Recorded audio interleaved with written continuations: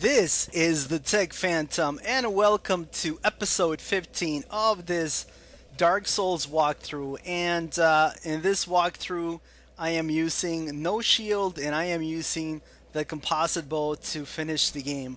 And there are only two episodes left, guys. This is going to be episode 15, and in this episode, we are going to have boss fights with Calamite, with Manus, and we're also going to take on Goff. And I will tell you guys which of the three actually. Well, actually, I won't tell you. I think it's going to be pretty apparent and pretty obvious to you guys which of the three gave me the most trouble. And I'll tell you a little bit about why and a little bit about my thoughts on the boss fights. So the first thing we're going to do is we are going to take on Calamite. And Calamite is a relatively tough boss because he has ranged attacks that do a ton of damage. He has dark magic or dark magic attacks that do a ton of damage. And he also has melee attacks. He uses swings with his tail and swings with his very long neck. So he can cover a very, very large area in front of him and behind him. So you need to be careful with Calamite.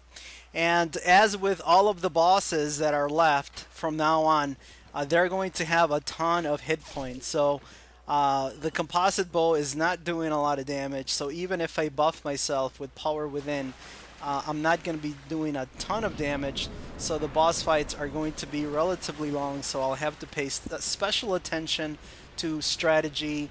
I guess I would. What I mean by that is paying special attention to strategy is you have to have a strategy in order to go into the fight. So my strategy is going to be to buff with power within to do a little bit more damage, and to get in a position like I've done with other bosses where I am not too far away from him, but I am also not too close to him, so that I have the opportunity to dodge and then quickly put an arrow into the boss. And I want to do that because if I'm quick enough and if I'm able to damage the boss while he is recovering from his attack animation that I successfully dodge, I will score a counter and I will score a little bit more damage, and that is actually going to be quite a bit of help. So you can see that this is my first try with Calamite, and so far it's not going very, very well. He got me with the neck swing right at the beginning of the boss fight, and if you just back up and he starts to walk, it's really difficult to put any distance between you and Calamite. So you need to actually roll to try to get some separation between you and Calamite. But the strategy that I'm going to use is to be at about this distance from him and to bait him into doing a breath attack. And as he does the breath attack, it's pretty easy to dodge those. I'm going to go ahead and I'm going to take pot shots at him.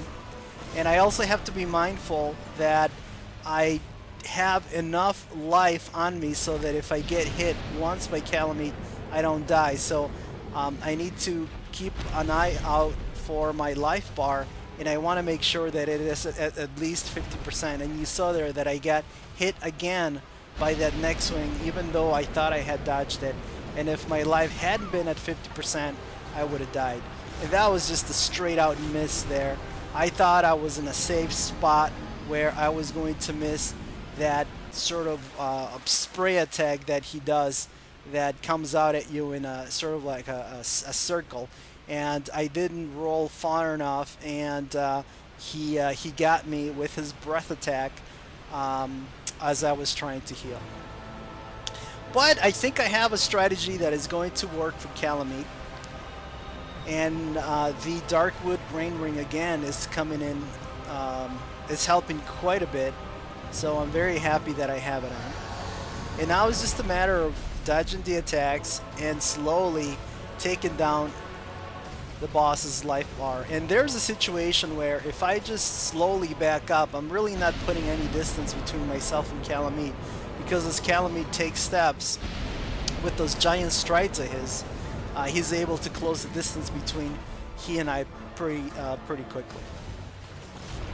Now, Calamite, again, like the rest of the enemy AI in Dark Souls, if he senses that you're firing an arrow at him, he will do a jump, and you can actually lock him into that animation as you can with other enemies, where you can essentially lock him into a dodge animation if you are at the right spot when you fire an arrow.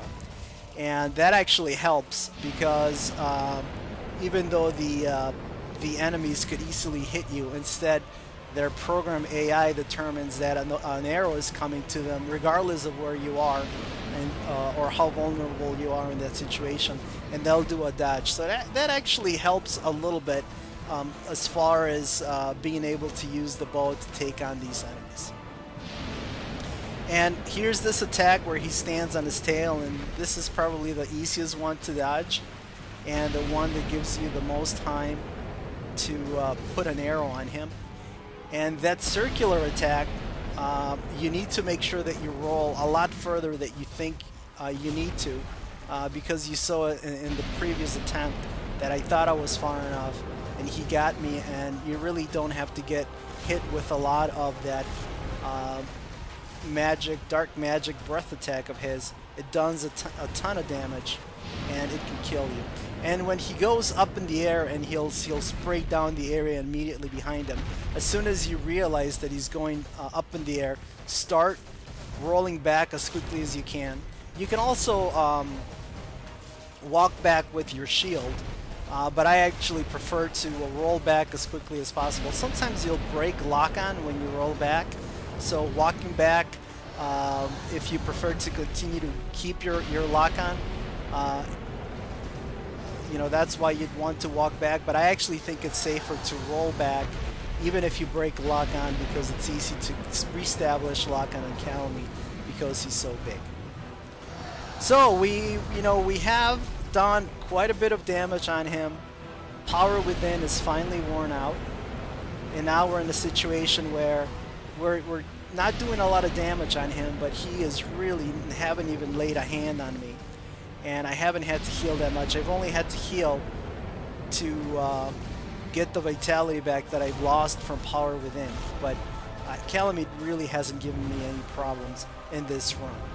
So if you're following along, that's the strategy that I recommend. And of course, as I say that, and of course as I'm getting ready to finish the fight, I get hit. But that was the last arrow shot with Calamite, and let me tell you guys, this was a a decent challenge, but I didn't feel like it's overly difficult. And I think when you try this on your own with a bow, I think you'll see that this strategy works really well.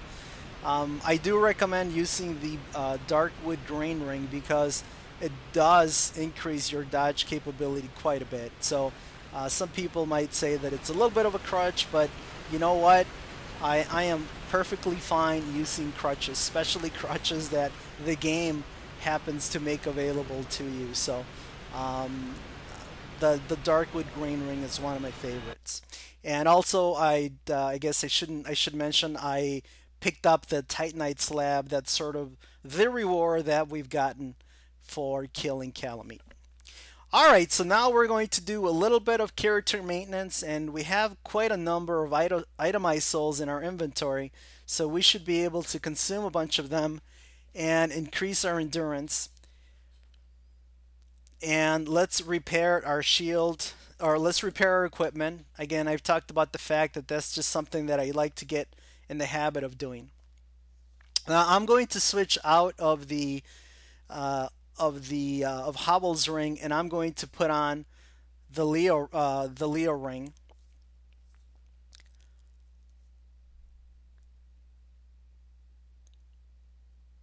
And the reason I've done that is because I'm going to go into the Manus fight, and we cleared this area in the previous episode, so we've tripped the shortcut, and this allows you to make it down two manas pretty quickly. And there's just a couple enemies that you need to clear out. You need to clear out this bloated head sorcerer here. But anyway, the reason I put on the Leah ring is because Manus, if you successfully dodge his attacks, has a pretty long recovery. As a matter of fact, he will stay in his pound animation for a fairly long time, a second or a couple of seconds, and that gives you a fairly long window to try to score a counter. And the Leah ring is going to allow us to do just that, to do counter damage. And again, because the bosses at this point have a lot of hit points and the composite bow is not doing a lot of damage, we're going to go ahead and we're going to take advantage of the Leah ring. And really, on boss fights, you really don't need a lot of poise. So the fact that I've removed the that ring and that I don't have as much poise as before is okay. I'm still able to wear the gauntlets, Havel's gauntlets, which give me a decent amount of poise. But in reality, I don't need it, because no matter what, if Manus happens to hit you, you're going to be stun locked for just a second. You're going to take a lot of damage no matter what. I guess because I don't have a shield. Obviously, if you had a shield and if it was stable enough, you would be able to block his at least his melee attacks, which do purely physical damage. Alright, so the other reason that I've put on the Leah ring is because I've decided not to use Power Within for this fight. So the reason I've done that is because I didn't know how well the fight was going to go, how long it's going to be a long fight, and I didn't know if I'm not able to dodge his attacks successfully, I'm going to be going through my 5 Estus flasks very, very quickly. So I've decided not to use Power Within so that I'm not forced to consume Estus flasks just for the specific reason of regaining the life that I lose by using Power Within. So the strategy with Manus, guys, is to get him down to dodge his attacks. Obviously, you just need to learn the timing, and hopefully this video will help you. When he does this multiple grab attempt and pound attack, roll back or walk back as soon as possible, and eventually you'll get into a situation where he will start doing dark magic attacks on you. And he has 3 attacks. You need to memorize the animation. There is one where he points his scepter up right here, and he is going to call a dark magic from above. There's one where he pounds on the ground, and he is going to call up that sort of circular attack that surrounds you of dark magic, and that's the most difficult one to block. And if you actually do a very, very quick roll and you get close to him, that circular magic attack that collapses on you will miss you if you get close enough to him. And then the third attack is where he launches sort of a spread volley of dark magic at you. Now, I'm a little bit disappointed, guys, in the fact that I was not able to dodge that attack where he surrounded me with the dark magic, and it actually collapsed on me. And I know that in the previous video I said that I was going to show you guys how to successfully dodge that. So I'm a little disappointed that I wasn't able to do that. So the reason why the title of this video says Manus ×2 on it is because at the end of the video I am going to show another boss fight with Manus that I had in the previous character, where I successfully dodged the attack. And the reason I was not able to dodge the attack in this run is because I lost the lock-on, and I was not able to start rolling very, very quickly immediately into him, which would make that attack miss, and I got hit instead. So anyway, I thought it would be, because I had mentioned it in the previous video, I thought it would be a good thing to append the boss fight at the end of this run, showing you how to dodge that attack. And it's actually kind of a good boss fight with Manus. It's on a previous character, It essentially has the same stats, you know, the same plus 15 composite bow, same amount of. It's got a little bit more vitality and maybe a little bit less endurance, but for the most part, it's the same character with the same attack rating. But before we do that, let's again do a little bit more character maintenance. So one of the things that I've been talking about in this walkthrough is the fact that I wanted to get my endurance up enough so that I was able to wear the full Ornstein set. And when I took on the Smo and Ornstein boss fight in Anor Londo, I made sure that I killed Smo first, so that the armor was available to me after defeating the second form or the larger form of Ornstein. And the Ornstein set to me is the best looking set in the game. Now, stats wise, it's not the best set, although it's really really good, obviously, because you don't have to upgrade it and it gives you quite a bit of poise and it has a range of really good resistances. But I just happen to think that it just looks awesome. So we've saved enough souls, and we made sure that we went to the merchant and in Firelink Shrine, and we bought the whole set, so we'll be able to put it to use hopefully shortly. And as usual, I had some souls left over, so I decided to buy some arrows just to make sure that I had a bunch of arrows. So I filled up my stock of wooden arrows, and I filled up a little bit, refilled my stock of large arrows. All right.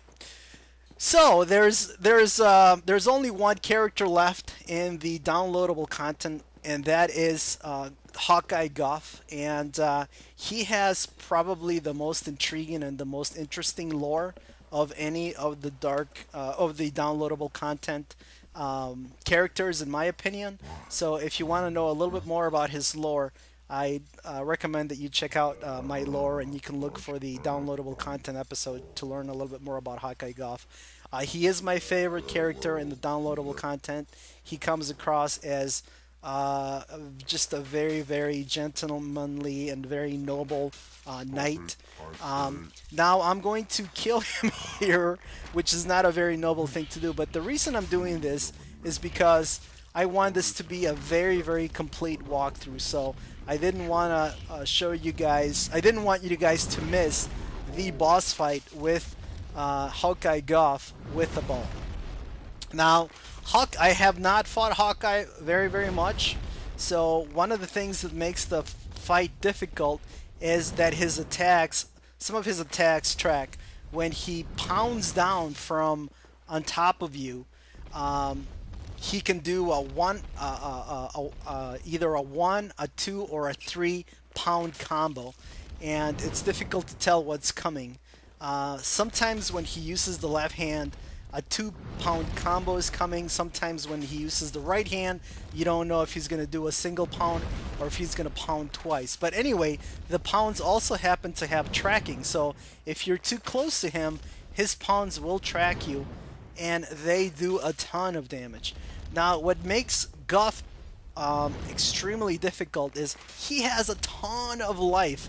I don't know if it's because of the fact that he's a giant, or because of the fact that he's an armor, or the fact that he has pretty decent armor, but he just has a ton of vitality, so it's going to take a long time, and I'm going to have to do a lot of dodging, and I fell off at the beginning of the ladder here, so this is a little bit of a danger point here, because he's just waiting for me ready to pound. And there you saw that he did the 1-2 combo, and it's very difficult to read that 1-2 combo. And Hawkeye has some of the coolest attack animations in the game as well, because he has a combination of sort of grappling, swinging, and wrestling moves, and they look very, very cool. Now, one of the things that I didn't do in this walkthrough that you can do is, after you've defeated Calamite, you can talk to Goff, and he will give you his bow, his great bow, which is really good. It scales with strength and dexterity.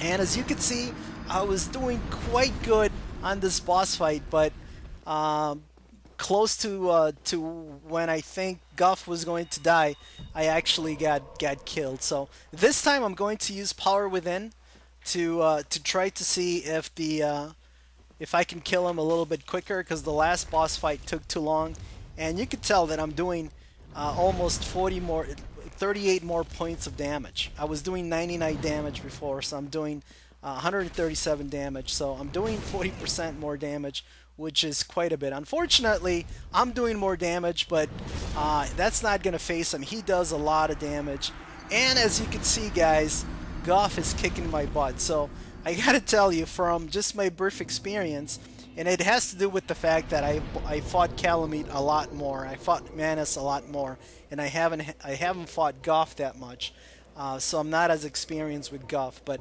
out of the three boss fights, I found this one to be the most difficult because of the length and because his attacks are very difficult to read.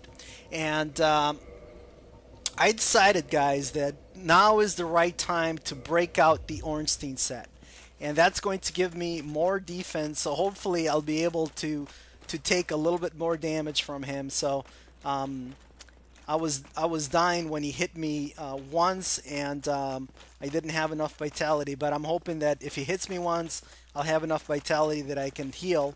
And I'm still going to use Power Within because I still want to do as much damage as I can and lessen the overall length of the boss fight. But this is kind of the moment that I've been waiting for. Finally, after all this episode, guys, I'm finally able to don my favorite armor set, the Ornstein set. Now, obviously, this is not cosplay because Ornstein uses a really crappy weapon. He uses his spear, and I'm using the bow, but I just really like the armor set, and this is basically what I've been looking forward to. And on top of that, I have a really difficult and challenging boss fight ahead of me, so fun times, I guess, is what you could call it. So we got Power Within, which is one of my favorite sorceries or pyromancies, and now it's just a matter of dodging. And you could see that now he pulls out the belly flop, and which is a wrestling move, and he actually has another wrestling move that you guys are going to see in this boss fight. So this is actually another cool thing about the boss fight with Goff. He has a lot of different attack animations that are programmed, and the boss fight with the bow is long enough that you are going to be able to see all of the attack animations. At least you will be able to see them in this boss fight. So that's what kind of makes it kind of cool. And you have to make sure that you don't focus. And look at that! I was doing a heal, and he decides to do a belly flop. Now he is blinded by the fact that the eye holes on his helmet are sealed. So the reason he did a belly flop where I was not is because he's blind and supposedly he couldn't see me. But boy, I got really lucky that he didn't belly flop right on top of me, because I would have been dead meat. He would have just squished me like a bug. So as you can tell, guys, this is a very long boss fight, and I have had to do a lot of dodging, and I have gotten hit quite a bit. And hopefully it's not going to go much longer.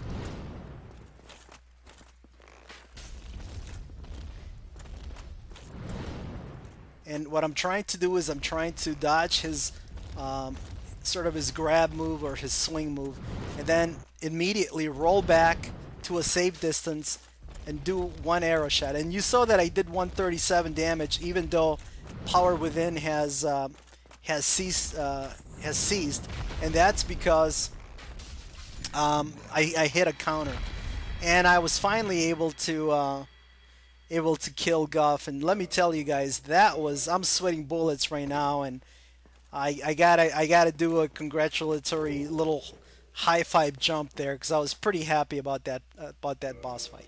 All right, so one of the tags that I want you guys to look out for in the previous boss fight with Goff is that he also does he tries to pound down on you with his shoulder, And that was an animation that I had never been before, I've never seen before, and that actually you could actually see it in that boss fight. I just forgot to point it out. So go back and take a look at that. All right, guys. Well, that is going to do it for this episode. In the last 5 minutes or 4 minutes of this episode, I'm gonna show you my boss fight with Manus, where I do successfully dodge the dark magic attack that surrounds you and collapses on you, and that's probably the most difficult attack to dodge. And again, the trick with that attack is obviously you have to recognize it, but then make sure that you have lock on maintain, and as soon as you see the attack coming, immediately start rolling towards Manus. And if you get close enough to him, the dark magic attack will collapse and will break apart before it can hit you. And after you've you've dodged it, then you can roll back to a safe distance, or if it's safe to do so, you can actually put an arrow into Manus. This was my first successful attempt with the bow, where I with 5 or less than 5 Estus flasks. I think this is the second test character that I used, and the first test character I was using 20 Estus flasks, so I was pretty happy with myself. I sort of figure out the strategy for killing Manus with the bow, and I hope you guys enjoy it. This is the Tech Phantom signing off. In the next episode, we're gonna take on Nito and win.